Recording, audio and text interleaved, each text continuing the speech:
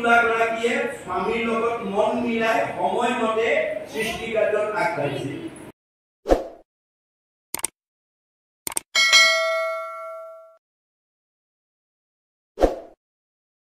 কোন পুত্ৰই সেইটো কৰিব? ভাগৱতে কৈছে পুত্ৰে উত্তৰাইকে বুলি শুনি আছা শাস্ত্ৰ, বৈষ্ণৱ পুত্ৰক লাগি বুলি আছে মাত্ৰ। পুত্ৰই কৰাব বুলি শাস্ত্ৰত কৈছে সঁচা, কিন্তু আমি বৈষ্ণৱ পুত্ৰ জন্ম দিব লাগিব। অবৈষ্ণৱ পুত্ৰ যদি উপজে বংশত, স্বৰ্গ হতে পৃথিৱীক পেলাবে নৰকত। আমি যদি অবৈষ্ণৱ পুত্ৰ জন্ম দিওঁ তেতিয়াহ'লে স্বৰ্গত থকা পিতৃ মাতৃ কাকো নৰকলৈ নমাই আনিব। আজি আপোনালোকে উদাহৰণ দেখিছে, বহুত পিতৃ মাতৃয়ে ল'ৰা ছোৱালীক পঢ়াই শুনাই দুখ কষ্টৰে কাৰোবাক ডক্টৰেট উপাধি দিছে, কাৰোবাক ডাক্তৰ, কাৰোবাক ইঞ্জিনিয়াৰ, কাৰোবাক প্ৰবক্তা, কাৰোবাক অধিবক্তা, কাৰোবাক বুদ্ধিজীৱী, জ্ঞানী, মানি বহুত উচ্চ পদস্থ বিষয়ত চাকৰি কৰা যোগ্যতা অৰ্জন কৰি দিছে। কিন্তু এই ধৰণৰ ভাগৱত চৰ্চা নকৰাৰ কাৰণে আজি আমাৰ পুণ্যি বাপৰ দৰে প্ৰতিখন গৃহস্থীতে ভাগৱতৰ দৰ্শন নজনাৰ কাৰণে এই সকল ডিগ্ৰীধাৰী পুত্ৰই আনৰটো দূৰৰ কথা নিজৰ জন্মদাতা বৃদ্ধ পিতৃ মাতৃক বৃদ্ধ বয়সত সেৱা শুশ্ৰূষা মৰম চেনেহ লালন পালন কৰাৰ বিপৰীতে বৃদ্ধাশ্ৰমলৈ পঠাই দিছে। গতিকে ভাগৱতৰ দৰ্শন জনা কোনো পুত্ৰই এনেধৰণে বৃদ্ধ পিতৃ মাতৃক বৃদ্ধাশ্ৰমলৈ পঠিয়াব নোৱাৰে। মনত ৰাখিব কথা। গতিকে আমি পুত্ৰ জন্ম দিলেই নহ'ব, বৈষ্ণৱ পুত্ৰ জন্ম দিব লাগিব। এতিয়া বৈষ্ণৱ পুত্ৰ জন্ম দিবলৈ আমাৰ উঠি অহা প্ৰজন্মই কি কৰিব লাগিব? আমাৰ ভাগৱতত কৈছে বিশিষ্ট পুণ্যকে পাই বৈষ্ণৱ পুত্ৰ এতেকে ভজিবে লাগে কৃষ্ণক মাত্ৰ। কোনোবা দম্পতীয়ে যদি ভাল সন্তানৰ পিতৃ মাতৃ হ'ব খুজিছে, এক দেও এক সেও এককিনে নাই দেও, এক ভগৱন্তক শয়নে সপনে স্নানে দুৰ্গস্থানে ভজনা কৰিব লাগিব। কৃষ্ণ পুষ্ট হলে জনো পুত্ৰ উপজয়, কৃষ্ণে কি পৰম পুত্ৰ মিত্ৰ ভাতৃজয়। আপুনি যদি ভক্তিৰ দ্বাৰা কৃষ্ণক সন্তুষ্ট কৰিব পাৰে, আপুনি মনে ভবা সন্তান তেওঁ ভঁৰালৰ পৰা পঠাই দিব, তেওঁৰ উদৰৰ পৰা পঠাই দিব। মনত ৰাখিব কথা। গতিকে আজি আমাৰ বহুত দম্পতীয়ে এই কথা নজনাৰ কাৰণে আমাৰ বাঞ্ছিত ফলৰ পৰা বঞ্চিত হৈছে।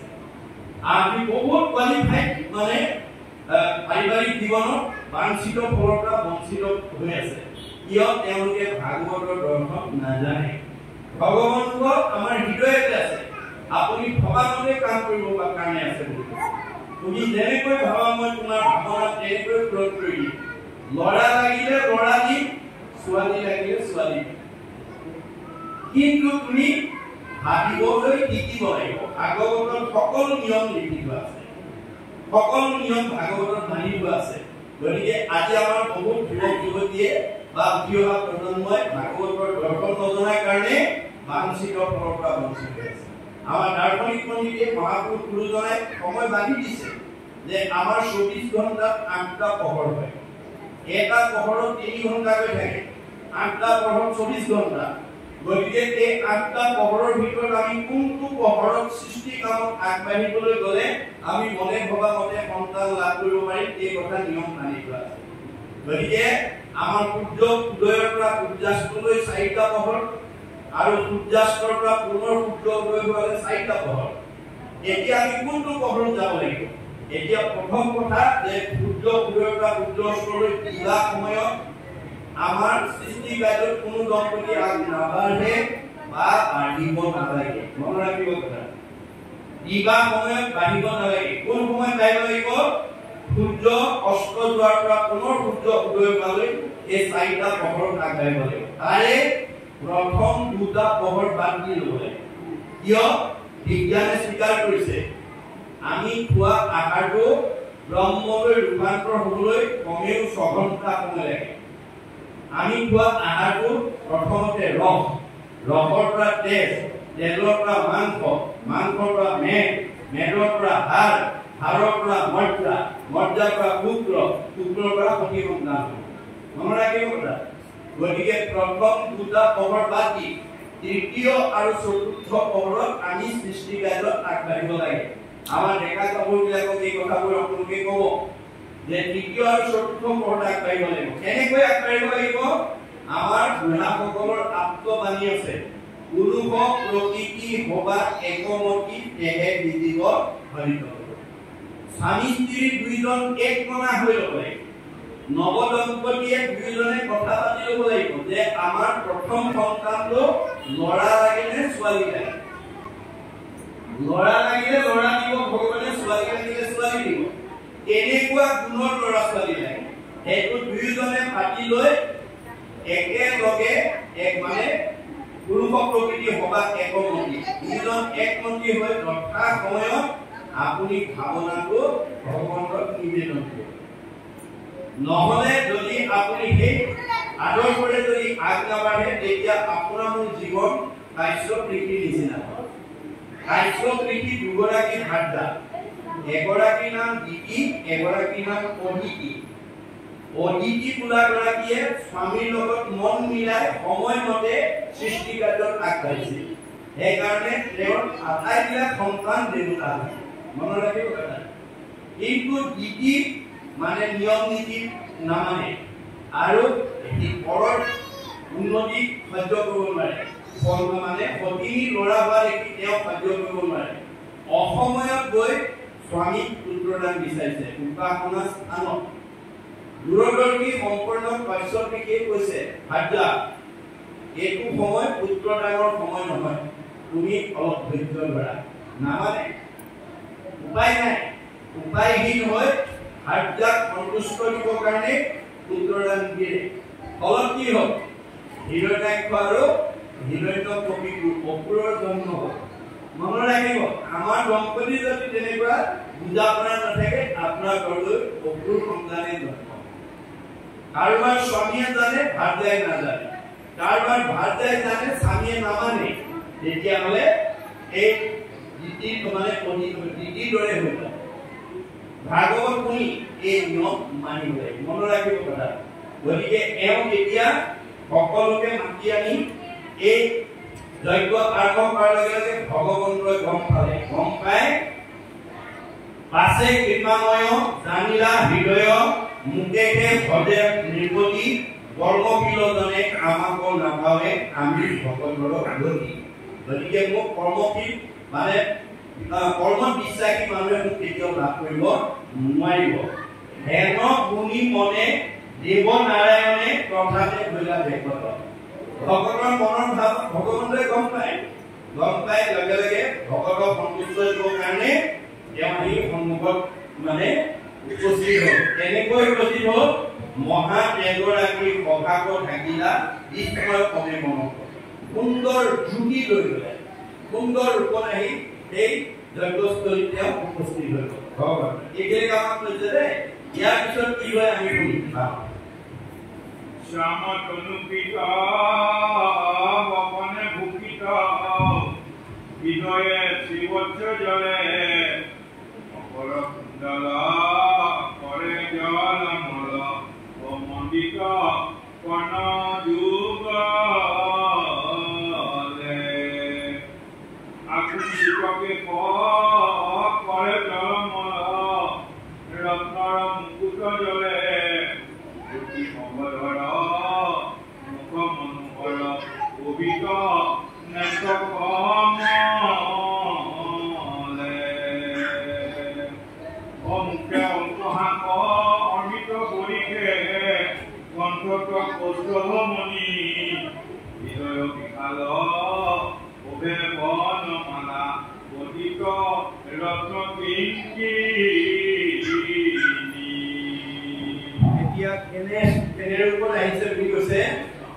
শ্যাম তনুপিত বপনে ভূপিত হৃদয় শ্ৰীবৎসত। তেওঁ ৩৫ অলংকাৰ পৰিধান কৰি আহি এটা জ্যোতিষ্ময় ৰূপত দেখা দিছে। শ্যাম তনু বস্ত্ৰ পৰিধান কৰিছে আৰু হৃদয় শ্ৰীবৎস জ্বলি আছে। অৰ্থাৎ ভিকুমুনি মানে বুকত উলিয়াই পৰীক্ষা কৰিবলৈ যোৱা এই ভিকুমুনি খোজবোৰ মানে চুলিবিলাক বগা হৈ গৈছে। এই হৃদয় মানে ভিকুমুনি গুৰ মাৰি দিয়া হৃদয়খনৰ বগা মন লৈ তেওঁ উপস্থিত হৈছে। মকৰ কুণ্ডল কৰে জলমল মন্দিত কৰ্ণ যুগল তেওঁ কাণত অলংকাৰ পৰিধান কৰি আহিছে আৰু মানে জলমল হৈ উজ্জ্বলতা মানে জিলিকি উঠিছে আৰু কৰ্ণত তেওঁ অলংকাৰ পৰিধান কৰি আহিছে আকুঞ্চিত কেক চুলিবিলাক কেকুৰা কেকুৰি দেখিতে খুব দেখিবলৈ সুন্দৰ ৰত্নৰ মুকুট দৰে আৰু মূৰত ৰত্নৰ মুকুট পৰিধান কৰি আহিছে কুটি শকধৰ মুখে মনোহৰ কুমিত নেত্ৰ কমল তেওঁ মানে এটা চন্দ্ৰৰ উজ্জ্বলেই অন্ধকাৰ নাশ কৰিব পাৰে তেনেকুৱা কুটি চন্দ্ৰৰ উজ্জ্বল কৰি পেলাই তেওঁ উপস্থিত হৈছে মুখখন দেখিবলৈ ধুনীয়া আৰু চকুযোৰ তৰুণৰ দৰে মুখে অল্প হাত অমৃত কৰিছে তেওঁ মিচিকিয়া হাঁহি মাৰি তেওঁ কণ্ঠত কৌতুকমণি পৰিধান কৰি আহিছে হৃদয় বিশাল শুভে বনমালা পতিত ৰত্ন কেন্দ্ৰী হৃদয়খন বহল আৰু বনমালা পৰিধান কৰি আহিছে আৰু পতিত ঋণিত জিনিকৈ বজা অলংকাৰ পিন্ধি আহিছে এইখিনিকে বস্ত্ৰ তেওঁ বাহ্যিক অৱয়ৱটোৰ কথা দেখুৱাইছে ইয়াৰ পিছত কি কৈছে বাহু চতুষ্টয় প্ৰকাশ কৰয় ৰত্ন আনুষ্ঠিতাতে অংক চক্ৰ গদা পদ্ম আদি অস্ত্ৰ ধৰিয়া চাচাৰি হাতে গুৰু পৰিকৰ জংঘা মনোহৰ পদতল বিফলয় নকুলৰ ধ্বনি ৰুণ জুন শুনি নকচন্দ্ৰ প্ৰকাশ হেন ৰূপে প্ৰভু বেকত ভৈলন্ত্ৰ দেখিলন্ত্ৰ নৰপতি অৰিতিকে কহিতে উঠি চমকিতে অস্তাঙে কৰিলাও নতি নানা উপহাৰে হৰিক পুজিলাও আনন্দৰ নাহি পাৰ দৰিদ্ৰ সকলে যেন অবিকলে পাইলে ৰত্ন ভাণ্ডাৰ পাছে নিজগণে স্তুতি আৰম্ভিলাও নিপতিক আগত কৰি মনে অনিৰুদ্ধ ভূয়া মন শুদ্ধ ডাকি বোলা হয়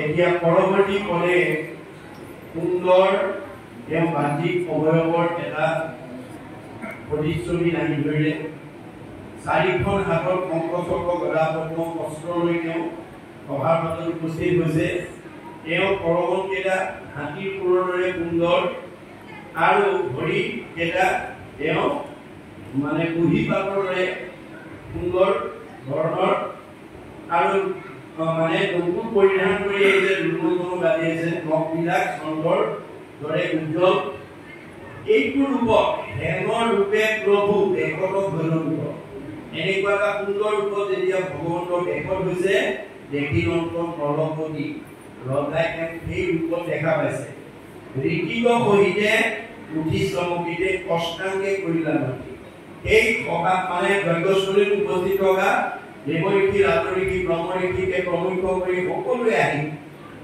ভগৱন্তক কি কৰিছে অষ্টাংগে সেৱা জনাইছে নানা উপহাৰে হৰিক পুজিলা আনন্দৰ নাহি পাৰ আৰু সকলো উপহাৰৰ সৈতে তেওঁ মানে সেৱা জনাইছে আনন্দৰ পাৰ নাইকিয়া হৈছে আনন্দৰ উপমা নাই দৰিদ্ৰ সকলে যেন অবিকলে পাইলে ৰত্ন ভাণ্ডাৰ এজন দৰিদ্ৰ মানুহে মানে যেনেকৈ ৰত্নৰ ভাণ্ডাৰ এটা পালে হঠাতে ধনৰ তোলা এটা পালে যিটো আনন্দ পায় গতিকে ভগৱন্তক দেখা পাই তেনেকুৱা আনন্দিত হৈছে পাছে নিজগণে স্তুতি আৰম্ভিলা নিৰ্গতিক আগলৈ তাৰপিছত এই যজ্ঞস্থলীত উপস্থিত থকা ঋষিসকলে ৰজা ৰাণীক আগত লৈ ভগৱানক স্তুতি কৰিছে ধনিল ধনে অনিৰুদ্ধ ক্ৰিয়া মনমুগ্ধ ডাকি বোলা হৰি হৰি যে অনিৰুদ্ধদেৱে এই অধ্যায় সংকলন কৰি সকলোকে আহ্বান জনাইছে যে তোমালোকে হৰি হৰি বুলিবলৈ যত্নপৰ হোৱা এইখিনিকে আমাক জনালে কি জনালে এইখিনিকে আমি কি বুজি পালো যে আমাৰ পাৰিবাৰিক জীৱনত দাম্পত্য জীৱনত সাংসাৰিক জীৱনত আমাৰ সমস্যা মুক্ত কোনোৱেই নহয় কোনো মুক্ত নহয় সকলোৰে সমস্যা থাকিবই যেনেকৈ আন্ধাৰে পোহৰে দিনটো